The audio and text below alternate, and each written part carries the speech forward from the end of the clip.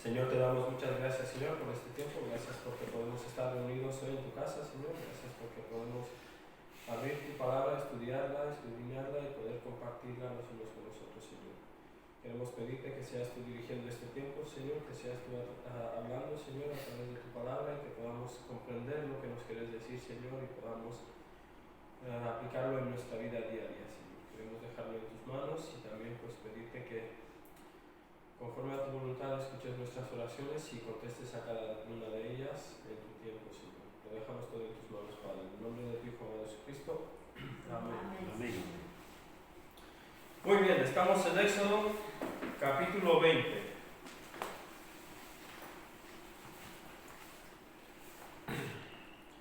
Éxodo capítulo 20, versículos 1 y 2.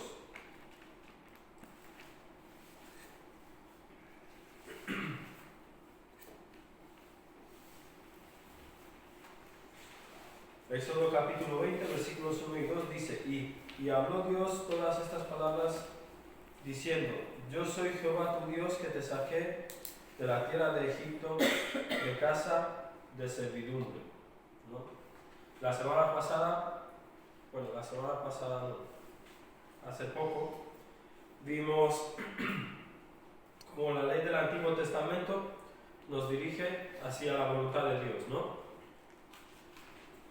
Pero solamente para eso necesitamos nosotros la ley. Solamente porque la ley nos dirige hacia la voluntad de Dios. ¿O hay algo más? Necesitamos también la ley porque realmente nos señala hacia nuestro Salvador, ¿no? Y a partir de aquí, Dios están puestos los 10 mandamientos, ¿no? A partir de aquí vamos a ver realmente la ley que Dios dictó al pueblo, ¿no? Y esos 10 mandamientos prácticamente son la constitución para el pueblo de Israel, ¿no? Eran necesarios para que el pueblo pueda seguir bajo la voluntad de Dios y hacer lo que Dios quería que ellos hagan, ¿no? Dios liberó a su pueblo de la esclavitud y desde ese momento Dios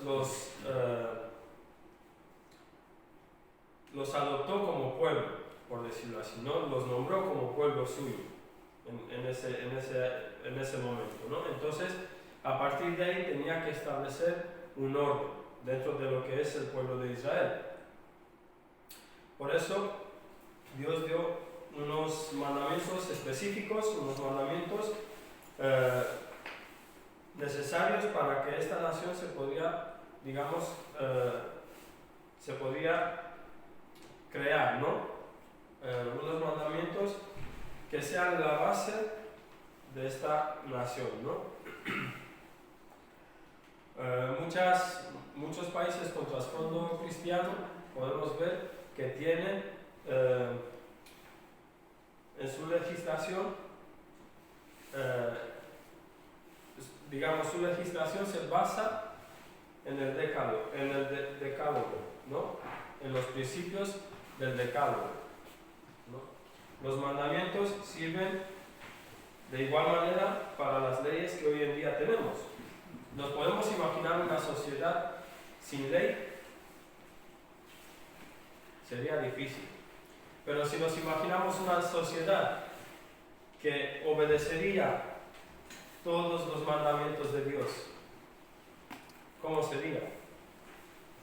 Sería una sociedad viva y activa, donde el amor de Dios se expresaría con mucho entusiasmo en todos, ¿no?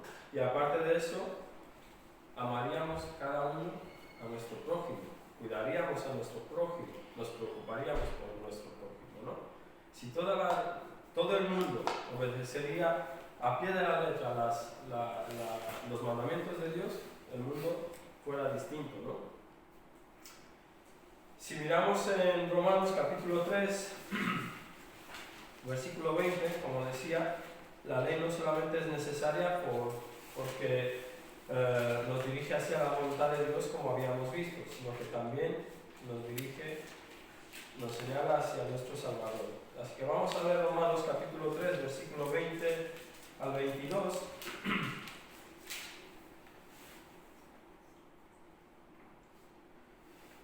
Dice, ya que por las obras de la ley ningún ser humano será justificado delante de él, porque por medio de la ley es el conocimiento del pecado.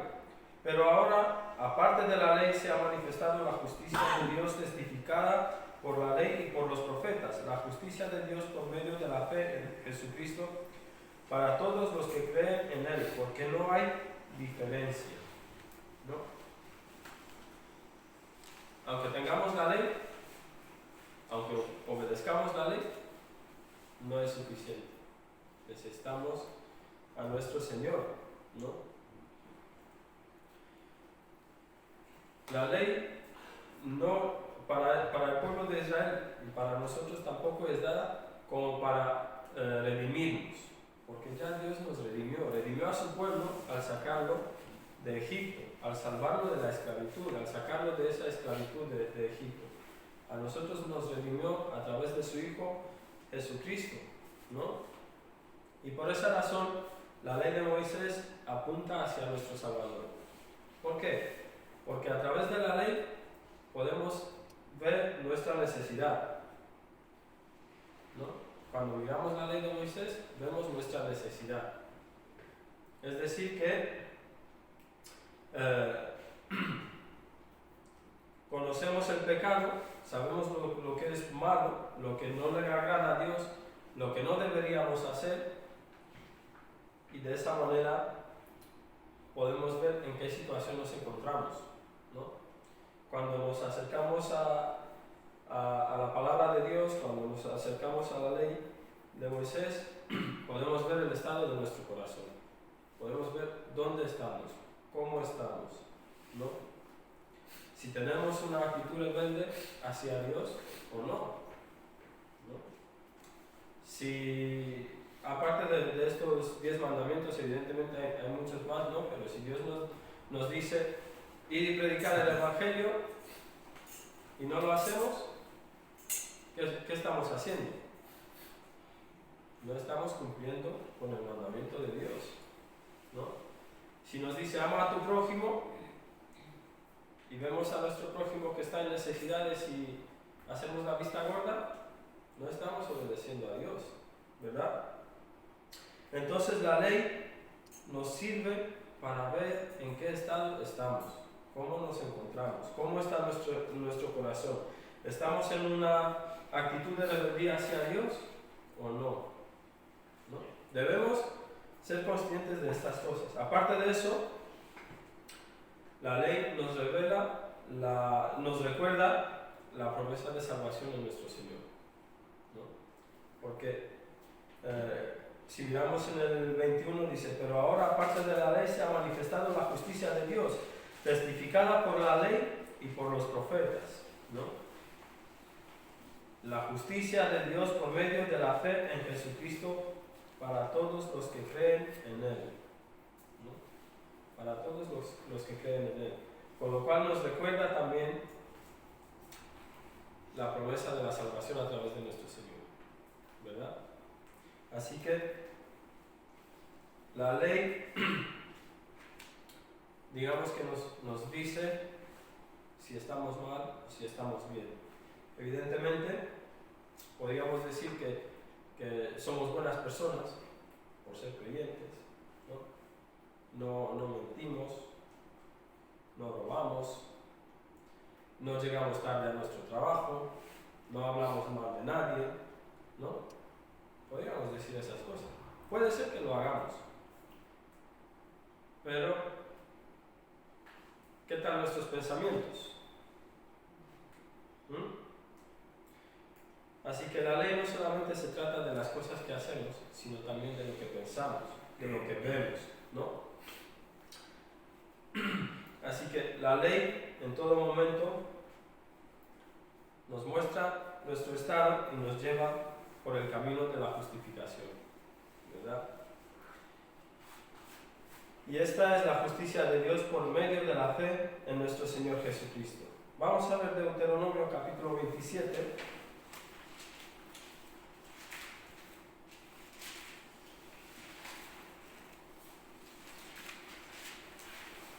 Deuteronomio capítulo 27, versículo 28.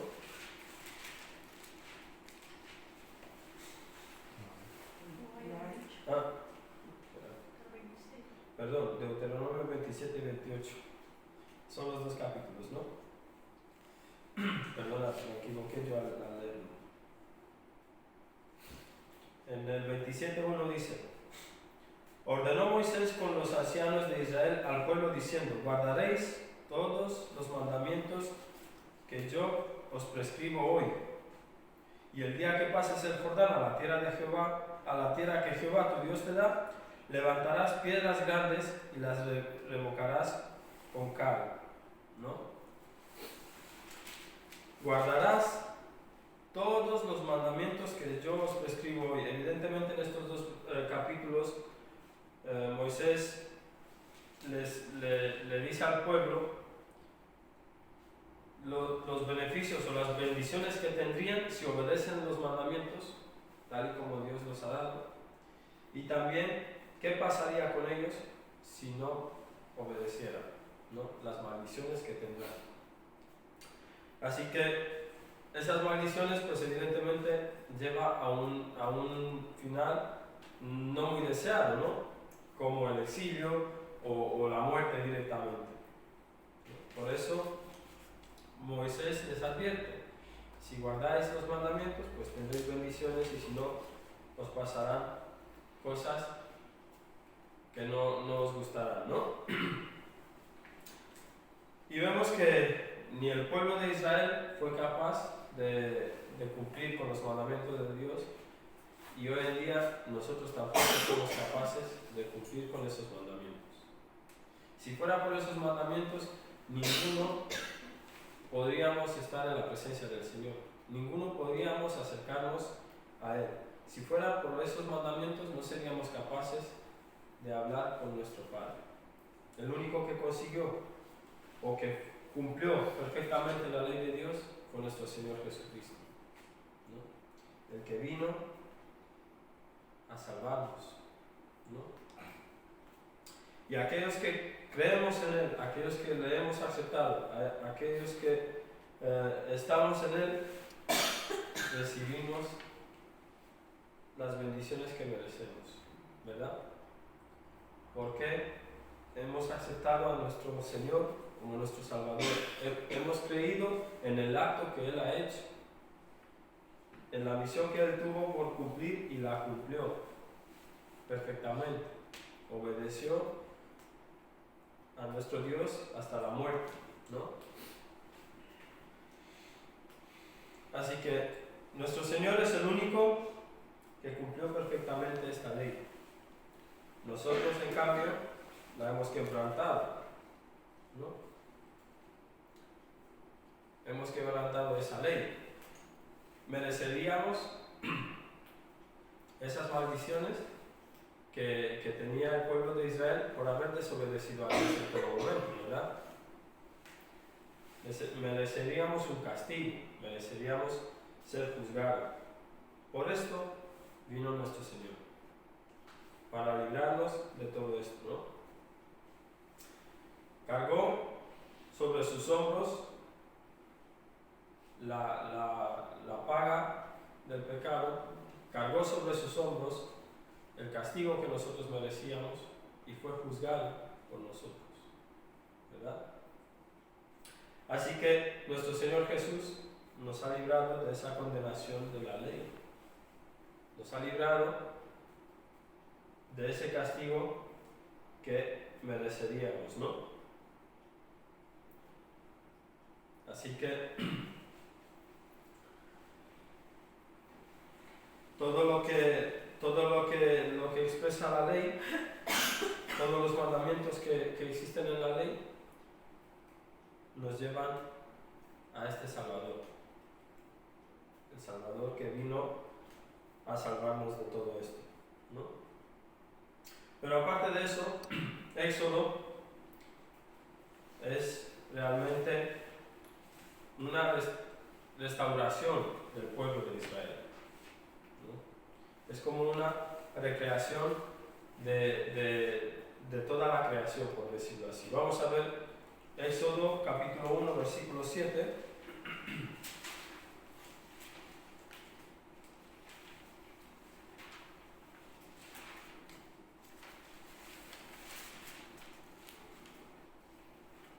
Éxodo capítulo 1, versículo 7.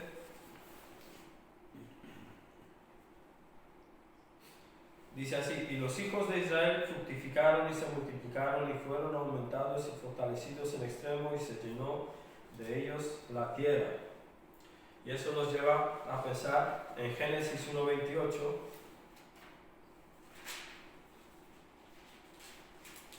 Génesis capítulo 1, versículo 28.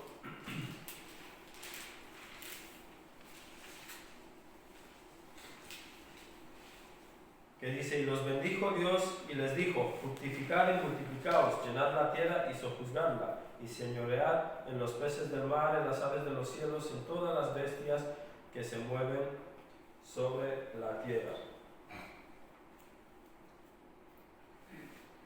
El pueblo se multiplicaba constantemente, era fortalecido, ¿no? Y cuando la madre de Moisés, en este caso, ve lo que estaba pasando con el pueblo de Israel, dijo: eso es bueno, ¿no? De la misma manera, Dios dijo que es bueno en gran manera cuando creó el cielo, la tierra, los animales, al hombre y toda la creación, ¿no? Así que vemos que digamos, los israelitas cumplen de alguna manera con ese mandato de la creación, ¿no? Pero, como siempre, el enemigo está ahí para obstaculizar el plan de Dios en todo momento, ¿no? En este caso, Faraón quería impedir esa productividad, ¿no? Quería impedir que el pueblo se multiplicara. Y el mundo del faraón fue destruido con todas las plagas que Dios mandó y con todo lo que había pasado.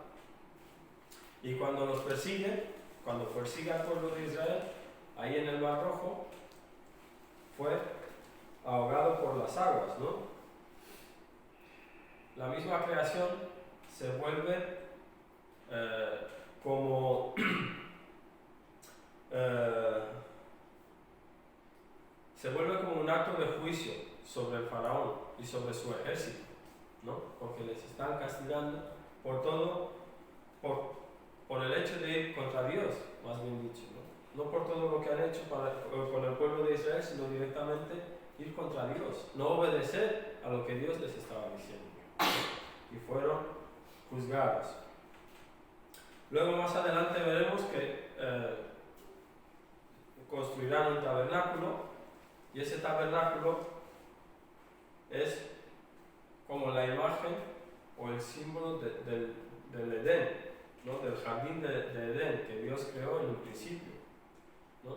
Porque cuando Dios manda a construir el tabernáculo, lo manda a construir con lujo de detalles, ¿no? No le falta ningún detalle, no se le olvida nada, ¿no? Y el pueblo tiene que construirlo tal como Dios lo había dicho, ¿no? Pero en este capítulo, en Éxodo capítulo 20, vemos como Dios lleva a su pueblo al monte Sinaí, y lo lleva con un propósito, no por el simple hecho de llevarlo al monte, sino para que ahí reciba la ley de Dios, para que el pueblo reciba esa ley que les guiará durante su trayecto hasta la tierra prometida y después, ¿no?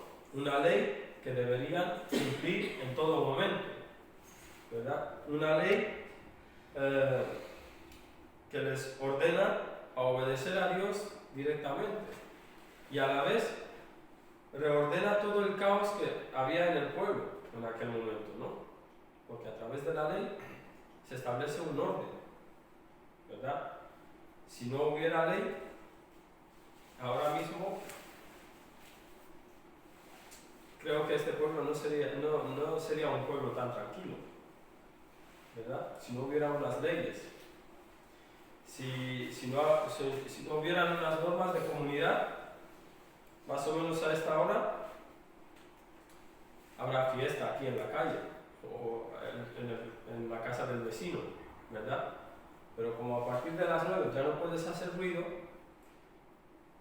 ¿vale? Pues ya tienes que cumplir con eso. Y cuando cae la noche hay paz, hay tranquilidad, ¿verdad? Por eso, cuando Dios establece esta ley para el pueblo de Israel, también establece un orden dentro del pueblo, para que el pueblo pueda tener como una guía de cómo obedecer a Dios, de cómo deben caminar, ¿no? Así que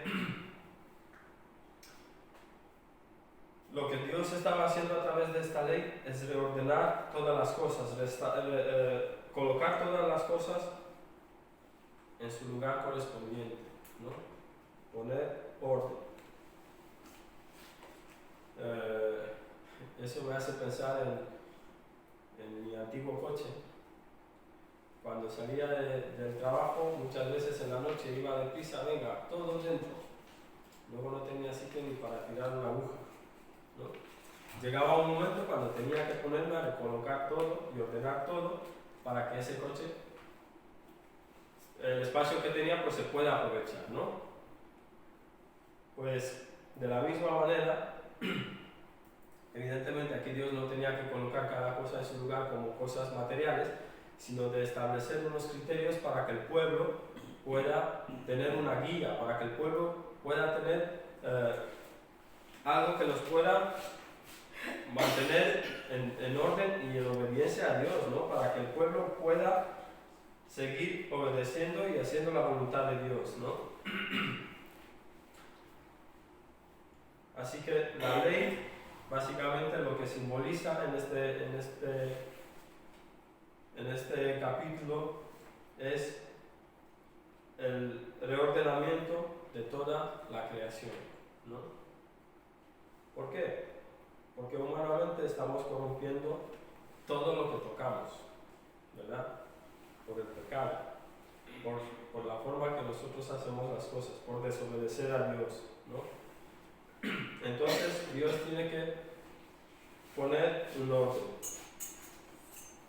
tiene que establecer unos criterios, ¿no? Para que podamos seguir su camino.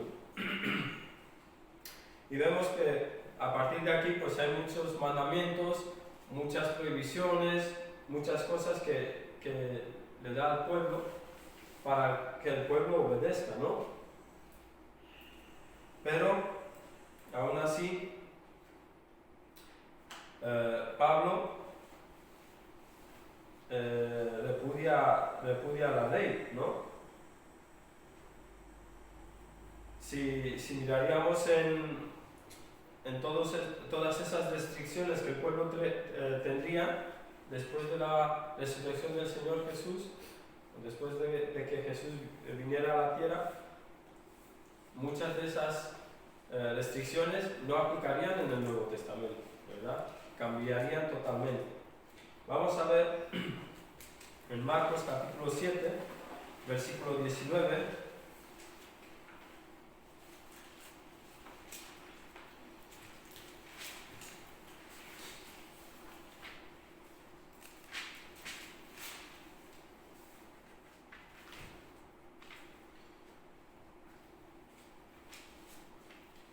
Sabemos que para el pueblo de Israel, para los judíos, había animales y alimentos que no eran, que no debían comerlos, ¿no? Eran considerados impuros. Y aquí nos dice, porque no entra en su corazón sino en el vientre y sale a la letrina, ¿no? Esto decía haciendo limpios todos los alimentos. Vamos a verlo desde el 18 para entenderlo. Él les dijo, también vosotros estáis estáis así sin entendimiento, ¿no entendéis que todo lo de fuera que entra en el hombre no le puede contaminar? Porque no entra en su corazón, sino en el vientre y sale a la letrina, ¿no? Por eso, lo que comemos no nos contamina como todo aquello que recibimos a través de nuestra vista, de nuestro oído, no contamina de la misma manera, ¿no? Entonces Pablo, como digo, repudia la ley, pero a la vez entiende que la ley es necesaria, ¿verdad? Reaprueba y que la ley es como una profecía y a la vez es sabiduría, ¿no? Es sabiduría de Dios. Así que la ley en la vida de los creyentes también sigue teniendo importancia. Es verdad que el Señor Jesucristo vino, murió por nosotros, Él es el único que cumplió la ley, debemos creer en Él, confiar en Él, permitir que sea nuestro Señor y Salvador, pero a la vez necesitamos ley para mantener el orden, ¿no? Así que Pablo, a pesar de repudiar la ley, también la aprueba, ¿no? Y la considera, como decía, como profecía y sabiduría. Y estas dos maneras nos señalan tanto la voluntad de Dios como el plan de salvación que Dios proveyó para su pueblo, ¿verdad? A través de la sabiduría, cuando la ley se ve como sabiduría, se ve la voluntad de Dios. Y cuando la ley se ve como profecía, nos señala hacia nuestro Salvador, hacia Jesucristo, ¿verdad? Por eso necesitamos la ley, para entender la voluntad de Dios y pensar siempre en nuestro Salvador, ¿no? El único que cumplió con esa ley y el que vino a pagar el precio de nuestro pecado. ¿Amén? Amén.